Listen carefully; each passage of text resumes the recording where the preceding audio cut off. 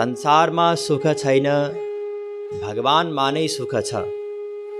यस विषयमा प्रवचन दिने क्रममा अहिलेसम्म यही बताइयो कि संसारमा जुन वास्तविक सुख हामी चाहन्छौँ त्यो वास्तविक सुख छैन, किनकि वास्तविक सुख अनन्त मात्राको हुन्छ, प्रतिक्षण बढ्दै जान्छ र सधैँ रहिरहन्छ। संसारमा जे जति सुखको हामीले आजसम्म अनुभव गर्यौं ती सबै यसको ठीक विपरीत स्वभावका सुख छन्, सीमित, घट्दै जाने र नाशवान। किनकि संसारको यही स्वरूप हो। संसरतीति संसारः गच्छतीति जगत। संसारको परिभाषा नै यही हो कि संसार परिवर्तनशील छ, त्यसैले संसारको सुख स्थायी रहँदैन। हामी त स्थायी अनन्त मात्राको प्रतिक्षण बढ्दै जाने र सधैँ रहिरहने सुखकै खोजीमा छौँ र त्यो सुख वेदले बतायो भगवान नै हुनुहुन्छ। भगवान नै त्यो आनन्द हुनुहुन्छ जुन आनन्द हामीले यताउता जहाँ तहीँ खोजिराखेका छौँ। त्यसैले भगवानलाई पाएर नै सुखी हुन सक्छौँ, अरू कुनै उपाय छैन। भगवानलाई कसरी पाउन सकिन्छ यसको बारेमा पनि बताइयो। भगवानलाई जानेर नै हामी भगवानलाई प्राप्त गर्न सक्छौँ। नान्यः पन्था विद्यते यनाय। अरू कुनै उपाय छैन, केवल एउटा उपाय छ, त्यो हो भगवानलाई जान्नु पर्यो। कसरी जान्न सकिन्छ भगवानलाई? त्यसो त शास्त्र वेदले बताए कि भगवानलाई कसैले पनि जान्न सक्दैन। अनेकौं कारण दिइयो। भगवान इन्द्रिय मन बुद्धि भन्दा पर हुनुहुन्छ, इन्द्रिय मन बुद्धि माइक हुन्, भगवान दिव्य हुनुहुन्छ, भगवान अनन्त विरोधी धर्मको अधिष्ठाता हुनुहुन्छ।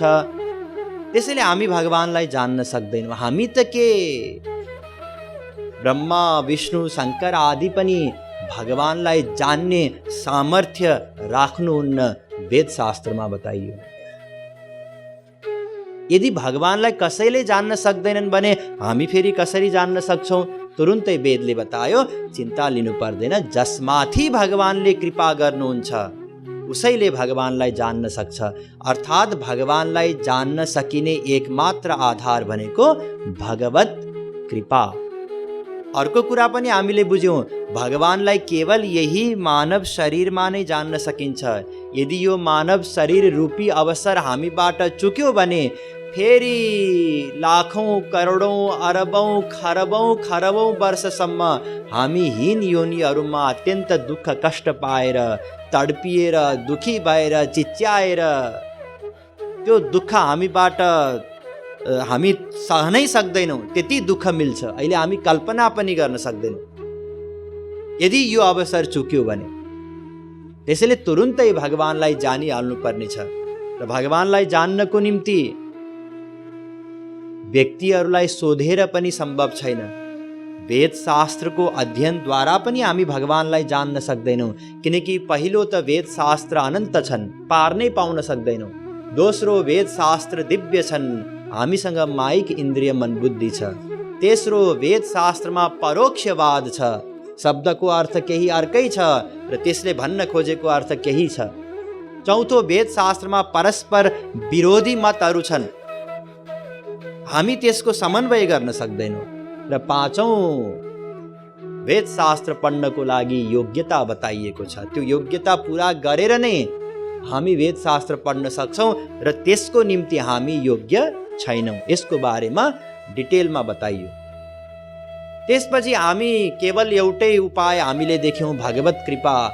भगवानलाई जान्नको निम्ति त्यही कृपाको आशामा बस्यौँ। र वेदले बतायो केवल आशा गरेर मात्रै कृपा हुँदैन, त्यसको निम्ति एउटा शर्त छ। जसले त्यो शर्त पुरा गर्यो उसमाथि भगवानले कृपा गरिदिनुहुन्छ। त्यो शर्त हो शरणागति। वेददेखि लिएर रामायणसम्म सबै ग्रन्थहरूले एकै स्वरले यही बताए कि सबैभन्दा पहिले भगवानको शरणमा जानु छ। भगवानको शरणमा जानासाथ तुरुन्तै भगवानले वरण गर्नुहुन्छ, अपनाउनुहुन्छ र आफ्नो दिव्य ज्ञान दिनुहुन्छ। आफ्नो ज्ञान दिनासाथ हामी भगवानलाई जान्न सक्छौँ। जान्नासाथ फेरि तुरुन्तै भगवानलाई प्राप्त गर्न सक्छौँ। अर्थात् अनन्त आनन्दको जुन हाम्रो खोजी हो अनादिकालदेखिको, त्यो खोजी पुरा हुन्छ। कहाँ गएर? भगवानको शरणमा गए। तर शरणागति प्रत्यक्षको नै हुन सक्छ। त्यसैले प्रारम्भमा हामी भगवानको शरणमा जान सक्दैनौँ। प्रारम्भमा हामीलाई गुरुको शरणमा जानु छ, यो पनि बताइयो। शरणागति मनद्वारा गर्नुपर्छ, यो पनि सम्झाएँ। र गुरुको बारेमा यो पनि बताइयो कि गुरु यस्तो तत्त्व हो। कस्तो तत्त्व? जुन जीवात्माले परमात्मालाई प्राप्त गर्यो, साक्षात्कार गर्यो, त्यो जीवात्मालाई महात्मा भनिन्छ, महापुरुष भनिन्छ, सन्त भनिन्छ। र यस्ता भगवत प्राप्त महापुरुष मध्ये जुन महापुरुषको अन्डरमा रहेर गाइडेन्स अनुसार हामी साधना गरिरहेका छौँ, त्यो महापुरुष हाम्रो निम्ति गुरु हुन्छ। यो गुरुको परिभाषा पनि बताइयो।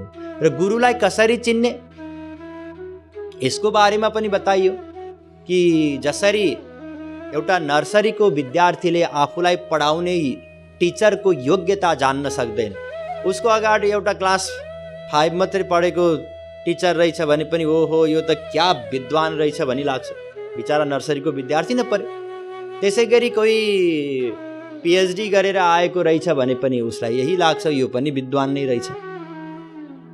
जसरी नर्सरीको विद्यार्थीले आफूलाई पढाउने टिचरको योग्यता थाहा पाउन सक्दैन, त्यसै गरी हामी पनि कुनै गुरु हाम्रो अगाडि छ भने त्यो गुरुको योग्यता हामी जान्न सक्दैनौँ। शास्त्रमा गुरुको निम्ति केवल 2टा योग्यता बताइएको छ, केवल 2टा। श्रोत्रियम ब्रह्मनिष्ठम, हिजो यसको बारेमा डिटेलमा चर्चा गरियो।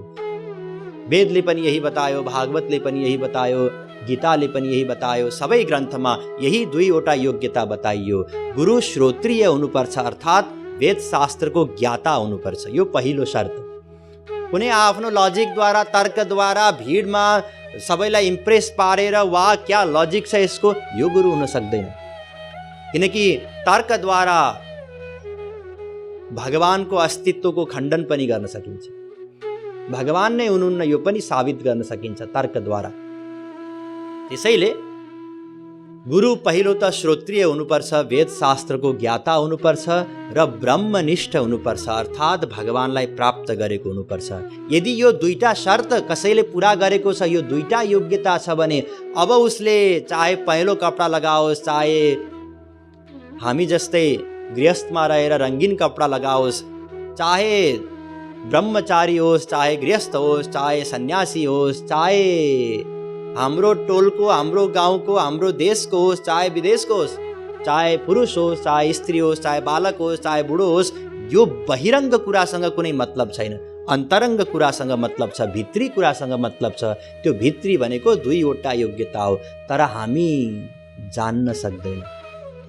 जसरी भगवान दिव्य हुनुहुन्छ त्यसै गरी गुरु पनि दिव्य हुनुहुन्छ, त्यसैले हामी जान्न सक्दैन।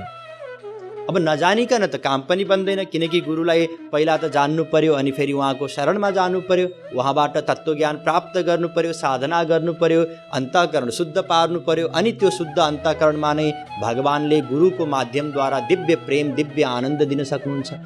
त्यसैले गुरुलाई त जान्नु छ, चिन्नु छ। कसरी चिन्ने? हिजो केही उपाय बताइयो। र पहिलो उपाय 2 प्रकारका बाबाजी, एउटा नक्कली बाबाजी, एउटा सक्कली बाबाजी। जो सक्कली बाबाजी अर्थात् वास्तविक महापुरुष हुन् र जो नक्कली बाबाजी हुन् अर्थात् अयोग्य, योग्यता नभएका दम्बी बाबाजी हुन्, उनीहरूलाई चिन्नको निम्ति 4वटा उपाय बताइयो। पहिलो, यहाँहरूलाई याद होला, भुल्नुभएको छैन होला, वास्तविक गुरुले अर्थात् सक्कली बाबाजीले संसार दिँदैनन् र संसार दिने कुरा पनि गर्दैनन्, किनकि हाम्रो संसारमा जे जति भाग्य अनुसार छ त्यति नै मिल्छ, त्योभन्दा धेरै भगवानले पनि दिन सक्नुहुन्न। यो बताइयो, सम्झाइयो डिटेलमा उदाहरणसहित। त्यसपछि दोस्रो तरिका नक्कली बाबाजीलाई चिन्नको निम्ति यो पनि बताइयो। दोस्रो उपाय के थियो? वास्तविक सन्तले आशीर्वाद पनि दिँदैनन्, श्राप पनि दिँदैनन्। यो त नक्कली बाबाजीको काम हो। आशीर्वाद दिन्छन्, डर देखाउँछन्, श्राप दिने इत्यादि कुरा गर्छन्, र श्राप इत्यादि कसैले दिन पनि सक्दैन। त्यसैले हामीलाई कसैसँग डराउनु पनि पर्ने छैन। तेस्रो, वास्तविक महापुरुषले चमत्कार पनि देखाउँदैनन्। वास्तविक महापुरुषमा सबै सिद्धिहरू रहन्छन्, सबै सिद्धिको नित्य वास रहन्छ। योगीमा, म पछि योग च्याप्टरमा सम्झाउने छु, योगीले आर्जन गरेको सिद्धि घट्दै जान्छ प्रयोग गर्दै जाँदा, तर महापुरुषसँग र भगवानसँग सिद्धिहरू नित्य रहन्छन्, सकिँदैन। तैपनि वास्तविक महापुरुषले चमत्कार देखाउँदैनन्, किनकि हामीलाई गुरुको शरणमा जानु छ। यदि चमत्कार देखाएर भिड बटुल्यो भने व्यक्तिहरू गुरुको शरणमा जान सक्दैनन्। कसको शरणमा पुग्छन्? चमत्कारको। र चमत्कारको शरणमा गएर भगवत प्राप्ति, आनन्द प्राप्ति हुँदैन। त्यही कारणले गर्दाखेरि बुद्ध भगवानले पनि चमत्कार देखाउन रोक लगाउनु भयो आफ्नो भिक्षुहरूलाई। यो पनि मैले हिजो बताएँ। र चौथो, वास्तविक महापुरुषले प्रारम्भमा नै आउना साथ ल आउनुहोस् यहाँ मन्त्र दिँदैछ, शिष्य बनाइँदैछ भनेर मन्त्र दिने काम, कान फुक्ने काम, शिष्य बनाउने काम पनि गर्दैन। वास्तविक गुरुले पहिला तत्त्व ज्ञान दिन्छ, साधनामा अगाडि बढाउँछ, अन्तःकरण शुद्ध बनाउँछ, र त्यो शुद्ध अन्तःकरणमा नै भगवानको दिव्य आनन्द प्रदान गर्छ, जसलाई दीक्षा भनिन्छ।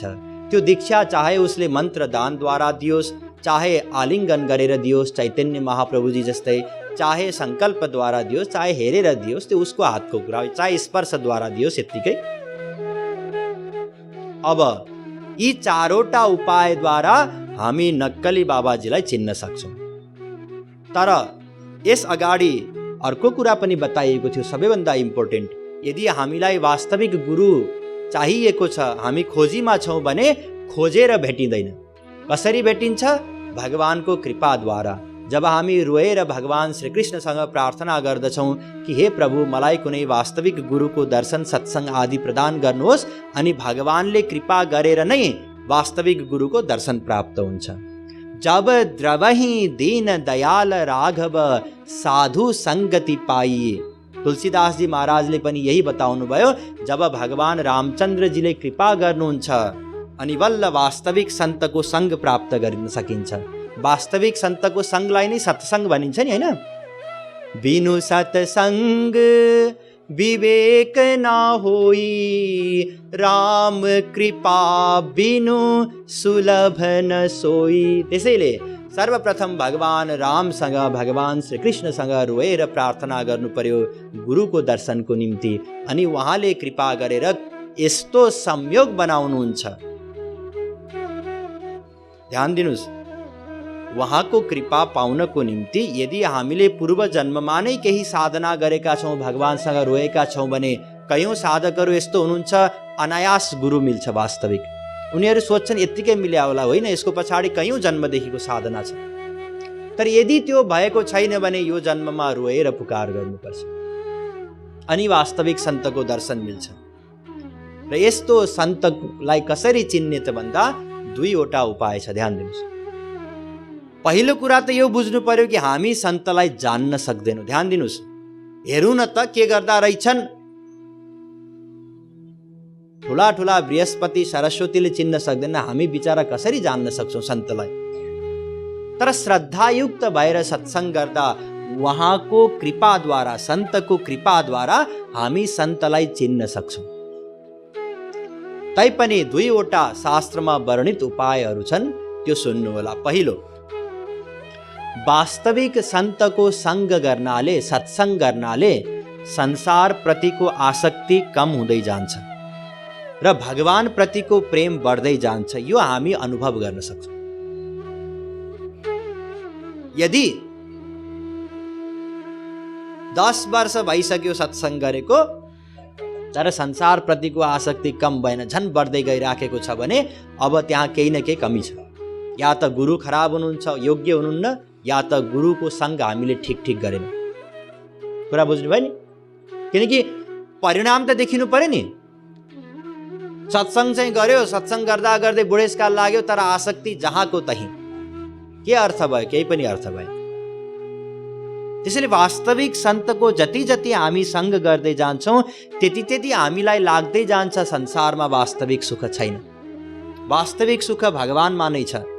त्यसैले संसार प्रतिको आसक्ति हाम्रो कम हुँदै जान्छ, अनि भगवान प्रतिको आसक्ति, भगवान प्रतिको प्रेम हाम्रो के हुँदै जान्छ?